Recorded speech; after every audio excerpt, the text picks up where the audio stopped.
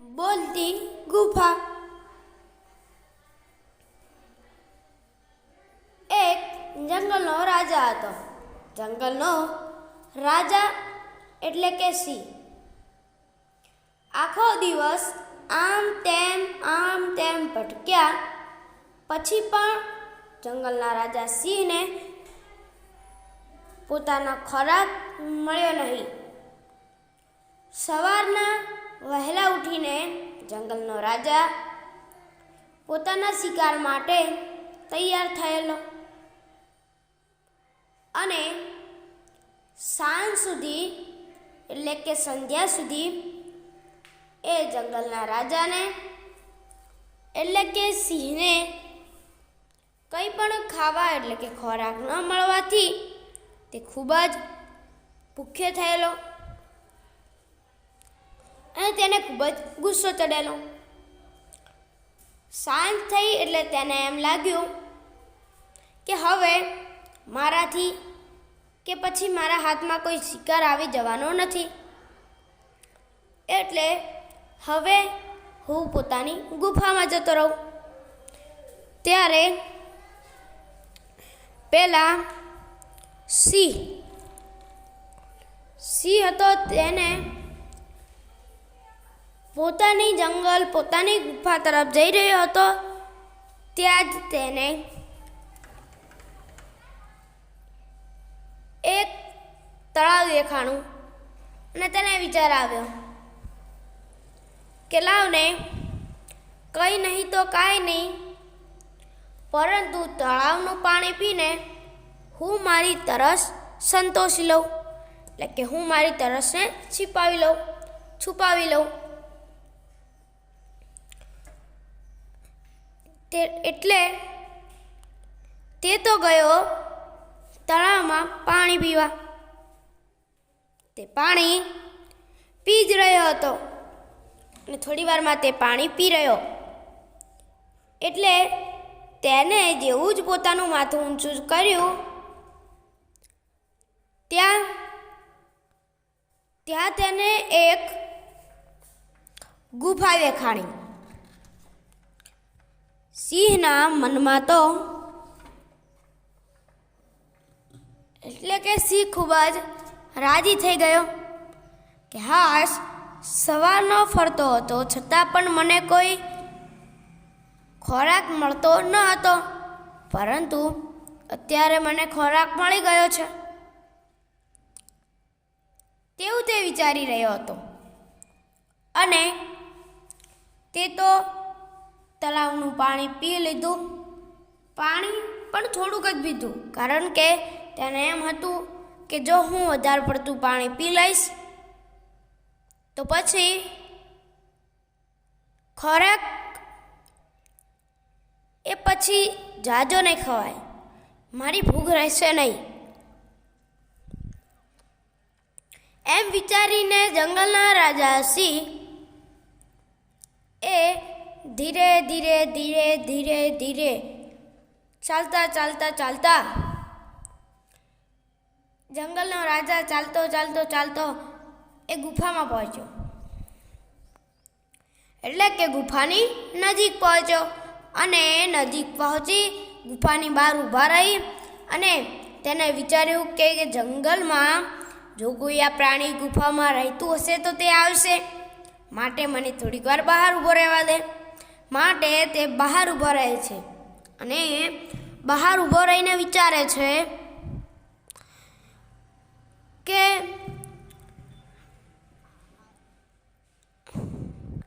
આ ગુફાનો માલિક આવશે અને હું બહાર રહું.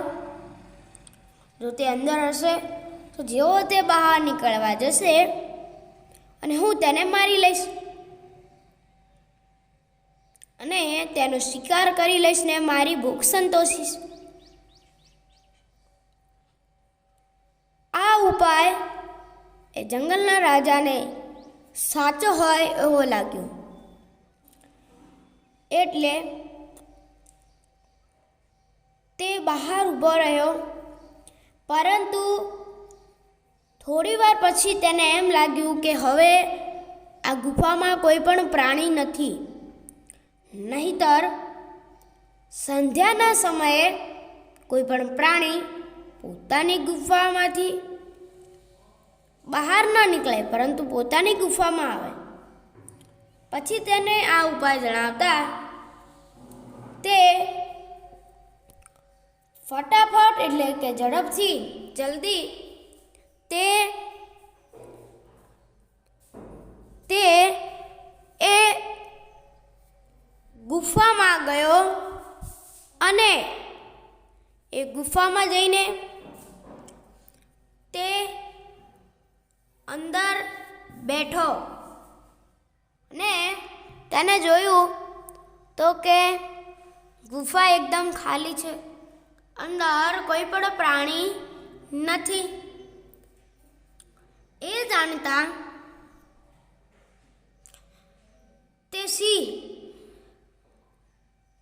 સિંહે પહેલા એ આખી ગુફાની ગંધ જોઈ અને તે ગંધ હતી શિયાળની.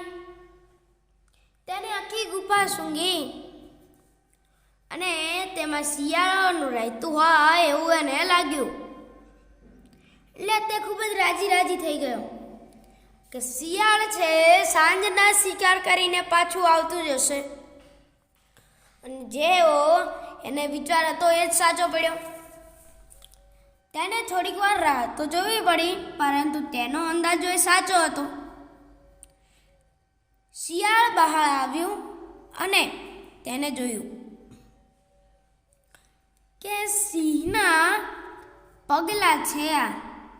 પહેલા વિચાર આવ્યો કે આ પગલાં કોના છે, કે તે પણ મારી ગુફામાં. એટલે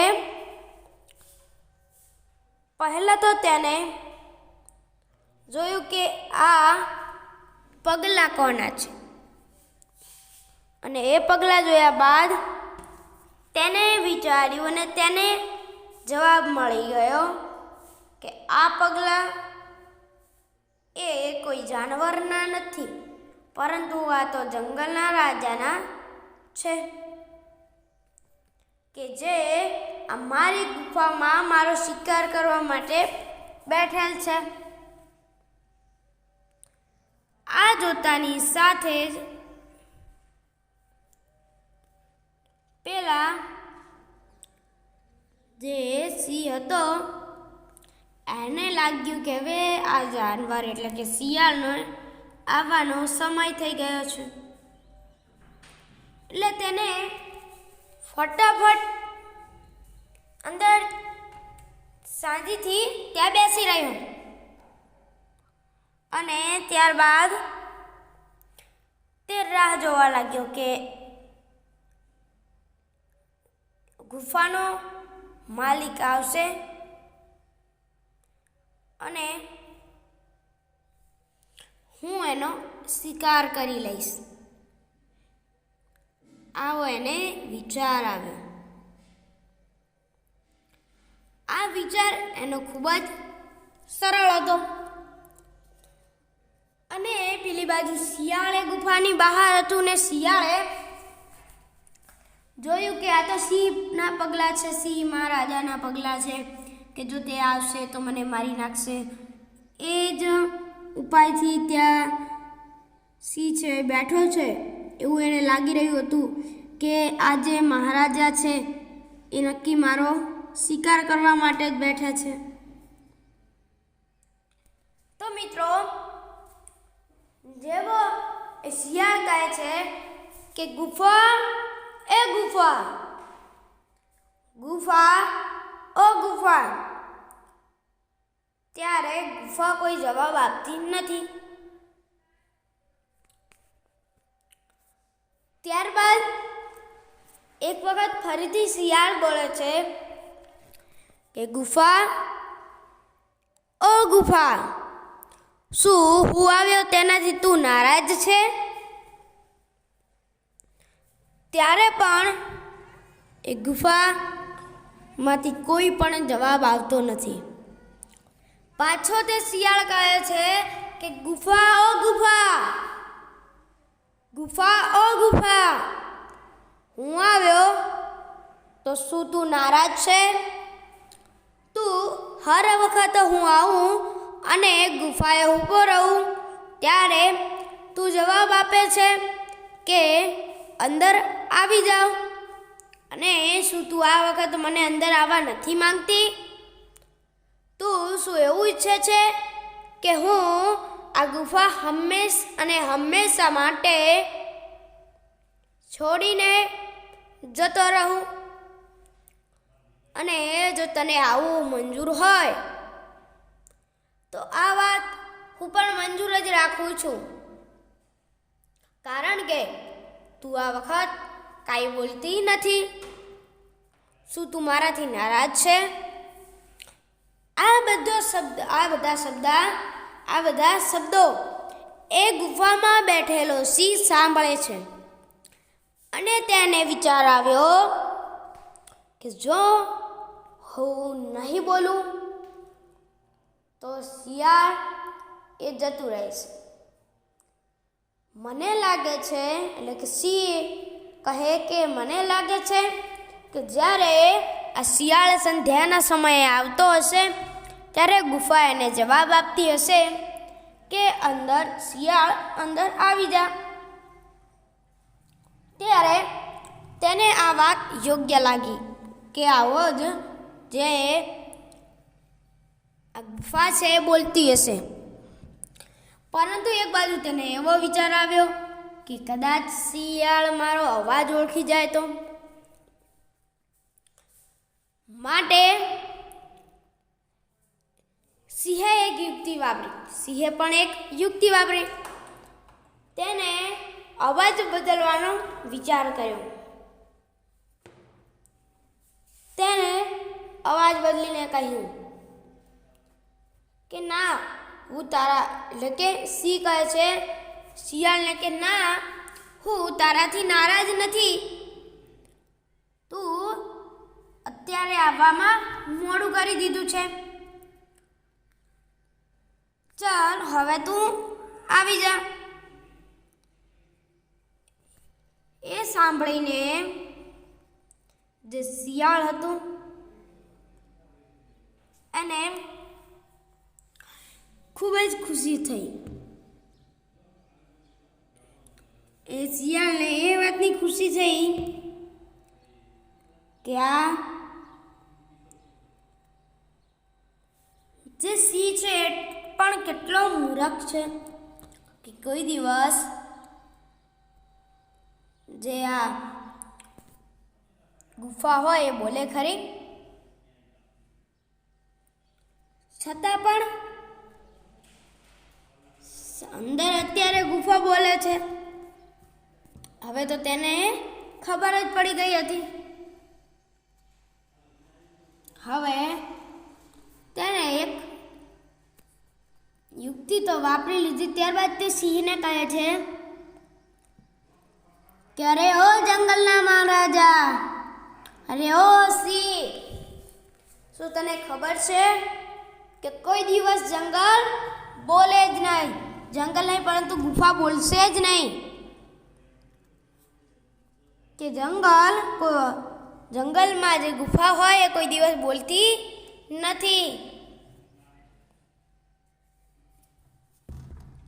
એટલે કે તમે જે મને મારવાનો યુક્તિ છે ખૂબ જ સરળ છે, કારણ કે તમે મને મારવા અહીં આવ્યા હતા, કારણ કે તમે આખો દિવસ ભટક્યા પરંતુ ક્યાંય ખોરાક મળ્યો નહીં.